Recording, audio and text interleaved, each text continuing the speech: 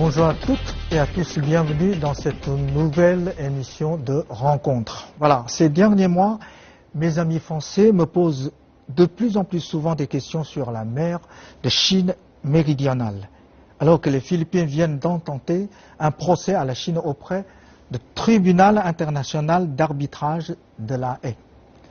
Il est à noter que l'affaire sera traitée non pas par la Cour internationale de justice, qui constitue l'organe judiciaire principal de l'ONU, mais par le Tribunal international d'arbitrage qui siège à La Haye et qui ne dépend d'aucune organisation internationale et qui n'est donc pas ni légitime ni transparent.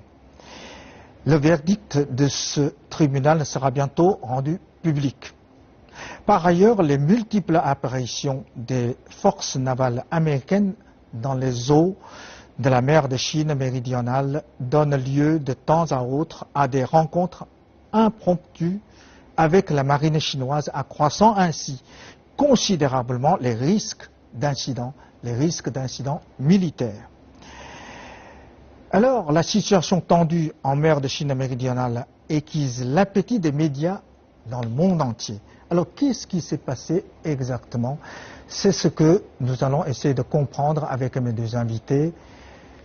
Professeur Ding Yifan, politologue et économiste, et professeur Li Tan de l'Institut de diplomatie de Chine. Voilà, avant de commencer notre discussion avec mes deux invités, je vous invite à regarder un petit reportage sur un débat justement entre les experts chinois et américains sur cette question. Depuis des décennies, la zone de mer de Chine méridionale connaît la paix, mais aujourd'hui, les experts chinois et américains craignent que la zone devienne le théâtre d'un conflit militaire. Because of some hawk school, so hawk persons, both of our two countries, United States and China, they pretend to produce a crisis of South China Sea. We have not heard enough from the civilians and maybe heard too much from the military on the United States side. L'Institut Chongyang d'études financières a sponsorisé ce dialogue avec une organisation américaine, la Fondation Carnegie pour la paix internationale. L'objectif, calmer les tensions en mer de Chine méridionale.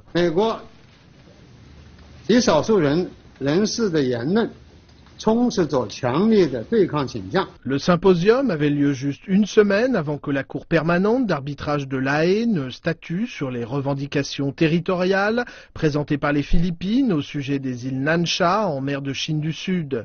Manille et Beijing ont tenté à plusieurs reprises de résoudre les revendications sur l'archipel, connu sous le nom d'île Spratly aux Philippines. Mais les Philippines ont déposé un recours contre la Chine en 2013. La Cour est composée de 5 juges qui vont décider si les territoires revendiqués par les deux pays en mer de Chine méridionale sont des rochers ou des îles. Les rochers permettent de revendiquer une souveraineté de seulement 12 miles nautiques face à ses côtes, alors que les îles permettent de revendiquer 200 miles nautiques face aux côtes. There's a high likelihood that many of these features are going to be declared not islands. They're going to be called either rocks or low tide elevations. Both islands are rocks or even low tide elevations belong to China. So it doesn't matter whether it should be viewed as islands or rocks or low tide elevations. Wu Shotsun dirige l'Institut des études sur la mer de Chine méridionale. Il affirme que les droits historiques de la Chine sur la mer de Chine du Sud remontent à plus de 2200 ans. Pour identifier ces eaux territoriales, la Chine a commencé à utiliser une ligne en 9 traits sur les cartes en 1946. Des navires de guerre américains ont commencé à croiser en mer de Chine méridionale, prétendument pour protéger la liberté de navigation le long des routes commerciales. Mais Beijing accuse Washington de faire monter les tensions dans la région. Voilà. Apparemment, cette question devient tout d'un coup un point chaud de notre planète, mais auparavant, personne ne parlait de problème de la mer de Chine méridionale. Alors, professeur Ding, qu'est-ce qui s'est passé? Pourquoi tout d'un coup cette question est devenue un point chaud de notre planète? Oui, mais si la mer du Sud n'a pas été l'objet de l'opinion publique internationale, ce n'est pas parce que il n'y avait jamais de conflit ou de dispute. C'est autre chose. Mais autrefois, il y avait de petites frictions, des disputes entre les pays riverains, entre la Chine et les pays riverains, etc. Mais cela a été toujours terminé à l'amiable. Donc il n'y a jamais eu vraiment de conflits majeurs, des problèmes majeurs. Et le problème de la mer du Sud est devenu un problème majeur à cause des États-Unis. À cause des États-Unis. À cause de ce qu'on appelle la stratégie américaine du retour en Asie ou en Asie-Pacifique. En 2010, un think tank, donc une institution de recherche au service du gouvernement américain qui s'appelle RAND, a publié un rapport d'études sur les relations sino-américaines, pas seulement sur la mer du Sud, mais sur les relations sino-américaines. Et il a mentionné. Et le rapport dit qu'en fait, c'est l'année où la Chine, du point de vue de la production industrielle, a dépassé les États-Unis.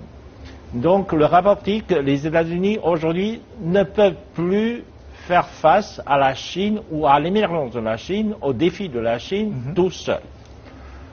Les États-Unis ont besoin d'assistance dans la région pour essayer de mobiliser nos alliances. Donc c'est une question pour les États-Unis, c'est l'hégémonie dans la région.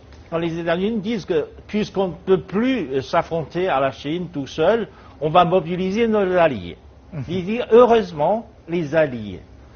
Dans la mer du Sud, à la mer de l'Est, avec le Japon, etc., nous avons des alliés qui ont tous des frictions, des disputes territoriales ou de eaux territoriales avec la Chine.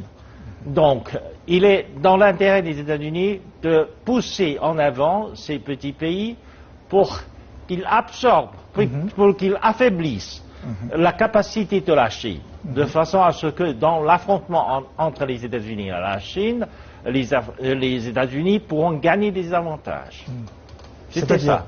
Mobiliser des loups pour attaquer le tigre. Bon, alors, professeur Li Tan, alors, justement, pourquoi, sous prétexte de liberté de navigation dans ces eaux internationaux, alors, apparemment, les Américains, comme professeur Ting avait dit, c'est en fait pour disputer l'hégémonie de la région. Est-ce que c'est aussi votre analyse? La liberté de navigation, ça n'a jamais été un problème dans la région. Donc, à mon avis, c'est un problème inventé, donc complètement faux. Derrière cette question, il y a sûrement un calcul géostratégique et géopolitique de la part des Américains. C'est très clair. Donc, comme ce qui a été indiqué tout à l'heure par le professeur Ding, c'est pour contenir la Chine, une nouvelle politique de containment, donc pour affaiblir cette montée en puissance de la Chine dans la région, avec la création d'un nouveau point chaud dans la région. Les États-Unis ont admis dans le passé qu'ils ne prennent pas de position sur les litiges territoriaux. Il a dit quand il y a un conflit territorial entre la Chine et d'autres pays, il devait être neutre, il se dit neutre. Mais aujourd'hui, cette neutralité a été mise en question par les Américains eux-mêmes, donc par un pays qui n'a pas signé lui-même la Convention des Nations Unies sur le droit de la mer. Oui. Quelqu'un qui n'a pas signé une convention et demande aux autres de la respecter, c'est quand même extraordinaire. Voilà. Alors, quand on regarde le plan, c'est une question franche, effectivement, la mer de Chine méridionale est très loin de la Chine continentale. Pourquoi, de quelle raison la Chine dit que c'est la mer cette mer appartient à la Chine? D'abord parce que la mer de Chine n'est pas territoire de la Chine. Parce que la mer de Chine, comme dit, dans beaucoup de domaines, est une mer libre. Est une mer où on assure la liberté de navigation, les flottes étrangères peuvent entrer sans problème. Mais autour de la mer de Chine, il y a des îlots, il y a des rochers, il y a des petites îles qui étaient utilisées par des pêcheurs chinois, qui étaient reconnus par des pêcheurs chinois pour des tas de raisons. Et en droit international de mer, il y a une tradition, c'est que le droit historique est respecté. Et les droits chinois ou des pêcheurs chinois dans la région ont été reconnus depuis des centenaires, sinon millénaires. Donc, c'est à cause de ça qu'il s'appelle la Chine la mer de Chine. De ce point de vue, eh bien, le droit de la Chine dans la région est un droit historique. D'autant plus que ce droit historique a été reconnu par une puissance européenne, la France. La France. À l'époque, l'Indochine, toute cette partie-là, était colonie française. Donc, la France devait négocier la démarcation des eaux territoriales, de même que la séparation des territoires entre l'Indochine et la dynastie des Qing à l'époque. Et il y a eu un accord entre la France et la dynastie des Qing sur la ligne de démarcation d'abord des territoires, puis des eaux territoriales. C'était d'abord la mer de Chine et les îlots. A été démarqué par une grande ligne, pas séparée, mais une ligne continue. Une grande ligne continue. Oui, j'aimerais bien y ajouter un point. Donc, il est très clair que la souveraineté territoriale chinoise sur les îlots et les récifs en mer de Chine méridionale et ses droits dans cette région sont fondés d'abord sur l'histoire, puis sur la loi.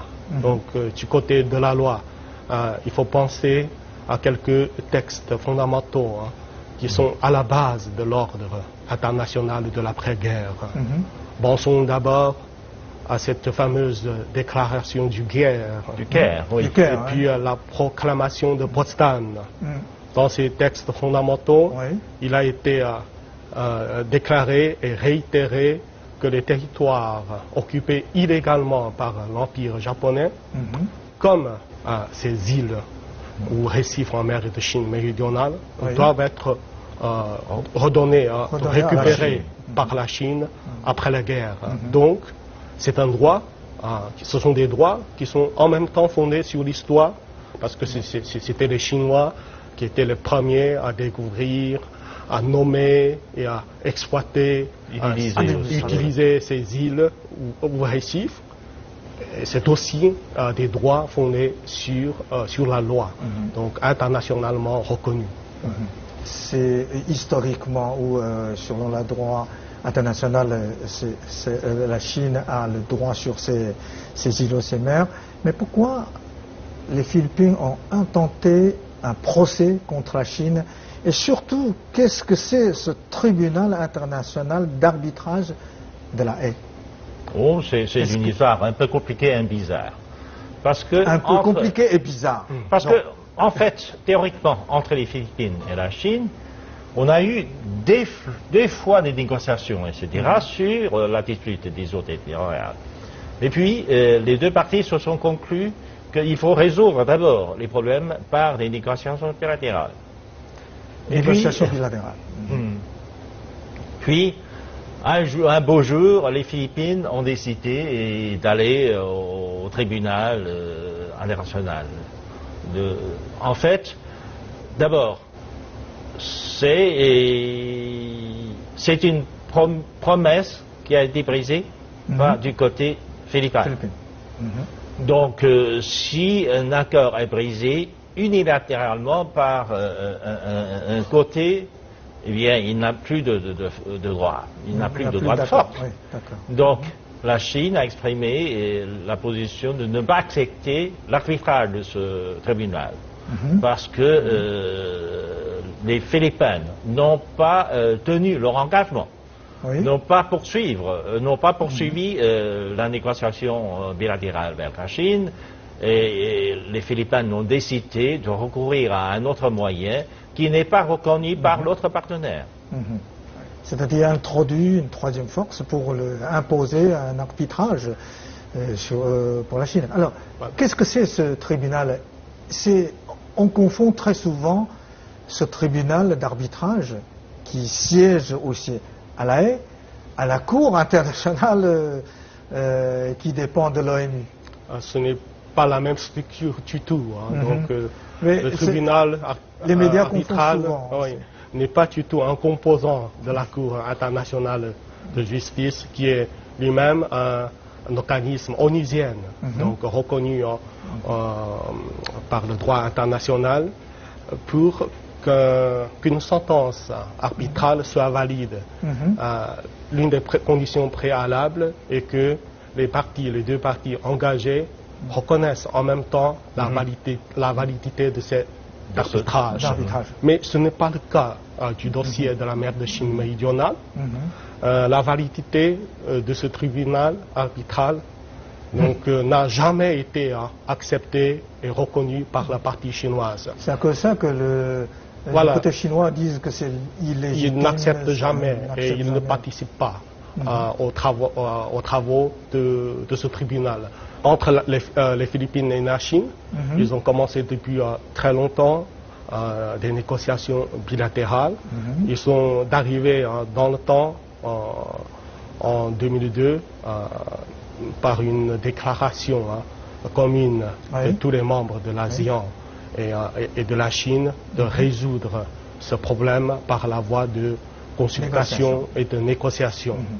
Donc une fameuse déclaration de la conduite des parties. Voilà, aujourd'hui, cet acte des Philippins peut être considéré comme une rupture de ce processus de négociation diplomatique entre les Philippines et la Chine. Donc, sans le consentement de la partie chinoise, toute décision de ce tribunal peut être considérée comme invalide. Un autre point, c'est que selon la Convention onusienne sur le droit de la mer, cette convention ne s'applique pas aux litiges territoriaux qui peuvent déchirer les pays signataires de cette convention.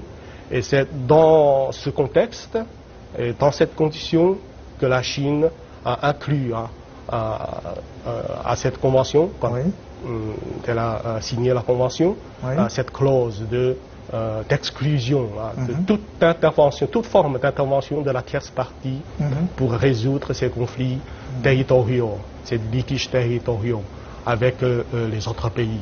D'accord.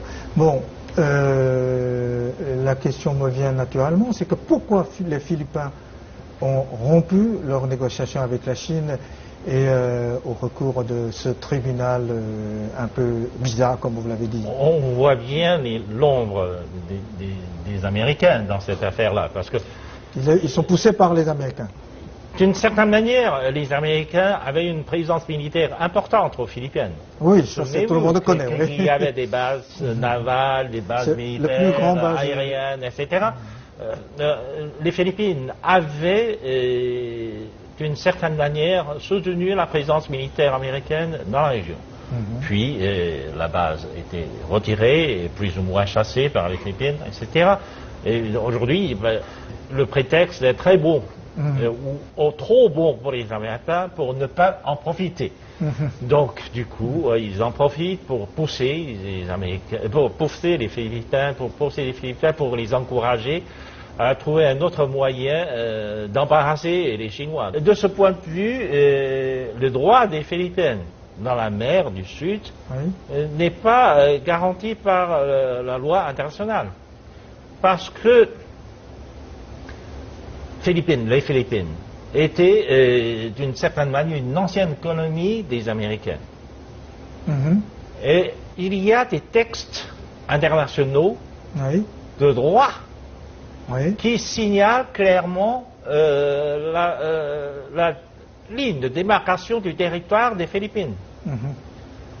Et les îles réclamées par la Chine se situe en dehors de la ligne de démarcation des Philippines. Donc il devait être clair.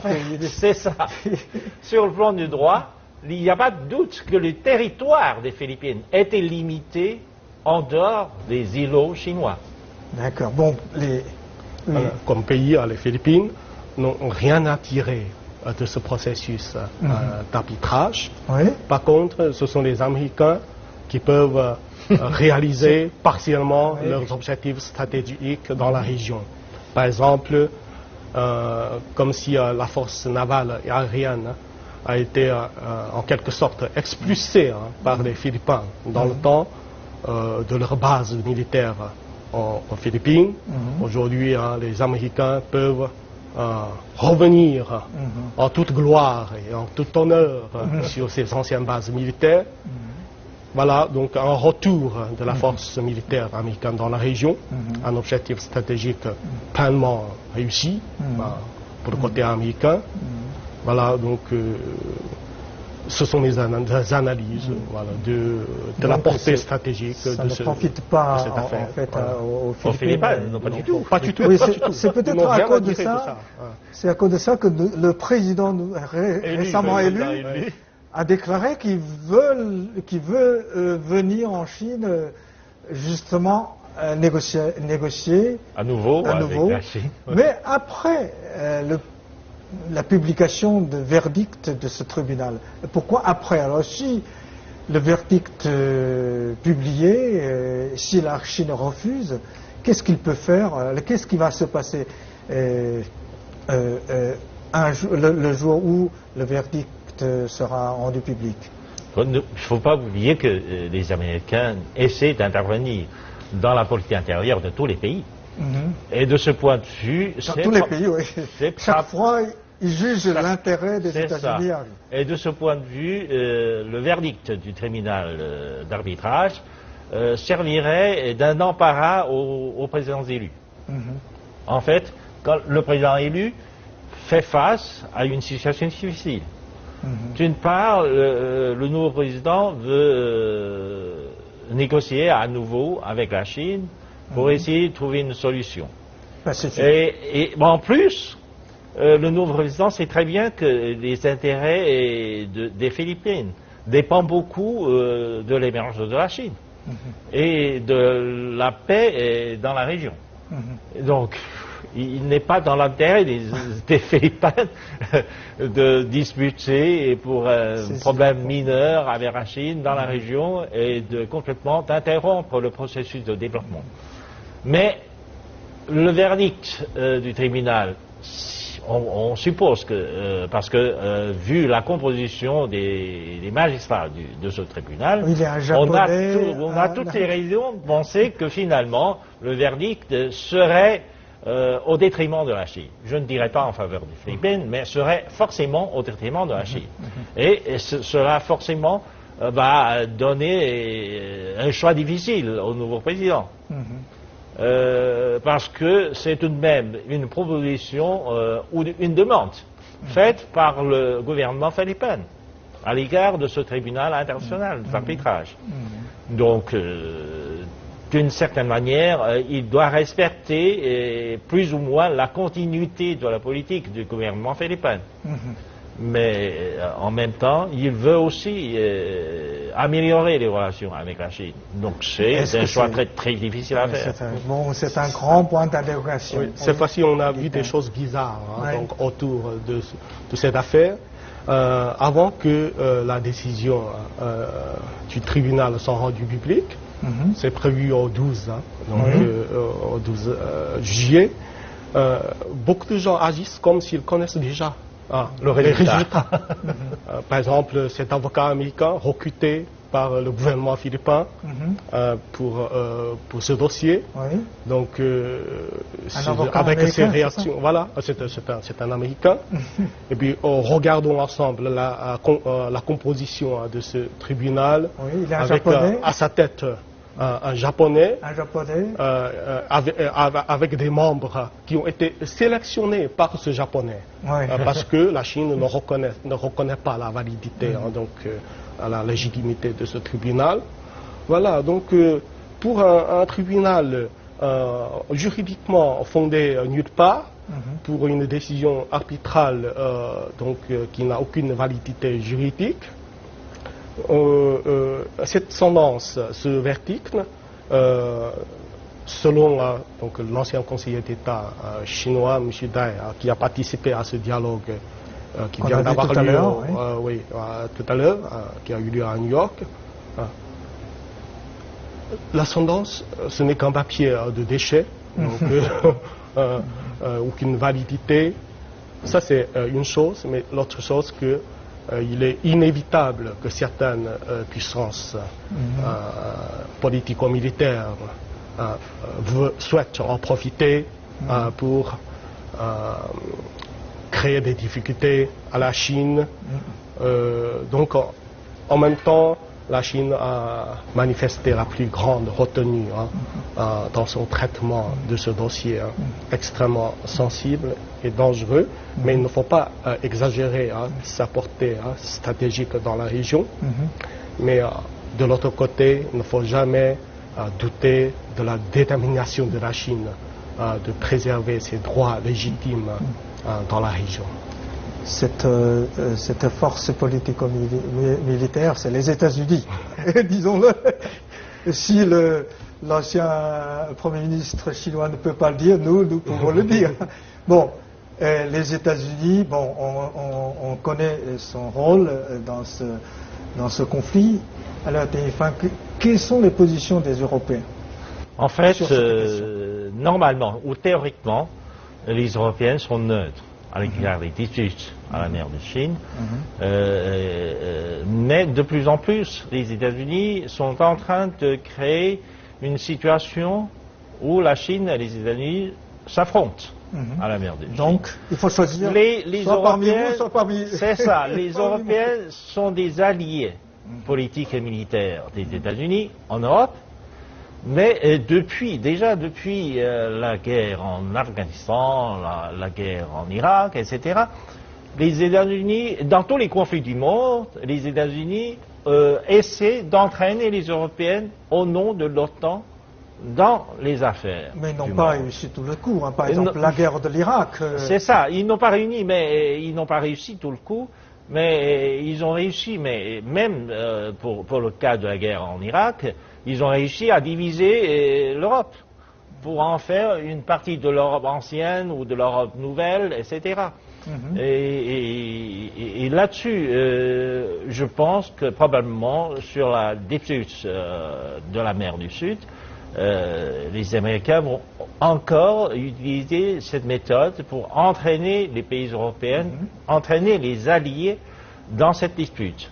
Et de ce point de vue, je pense que l'opinion publique, soi-disant l'opinion publique, c'est-à-dire les médias, etc., diffuse des informations plus ou moins en faveur de la partie faible, c'est-à-dire des Philippines.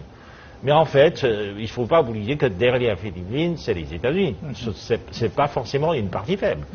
Oui, apparemment la France s'engage un peu plus que les autres pays européens. Par exemple, la France a annoncé qu'il va envoyer des bâtiments de guerre pour naviguer librement aussi sur le territoire.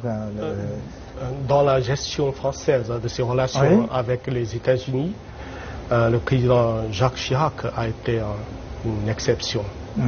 Donc aujourd'hui, si la France ou certains pays, d'autres pays européens ont haussé un peu le ton vis-à-vis de la Chine, en ce qui concerne la mer de Chine méridionale, cette alliance militaire et politique avec les États-Unis, donc une sorte d'obligation morale vis-à-vis de toute prise de position américaine. La voix européenne est loin d'être monopolisée par celle des Américains. Voilà, bon, on verra, la situation continue à évoluer. Je pense que je vais vous encore inviter pour continuer à expliquer, à analyser, parce que c'est apparemment un problème majeur. Qui va durer un certain temps, certainement, dans la région. Voilà. Merci tous les deux. Et merci aussi pour nos chers téléspectateurs. Merci pour votre fidélité et à la prochaine.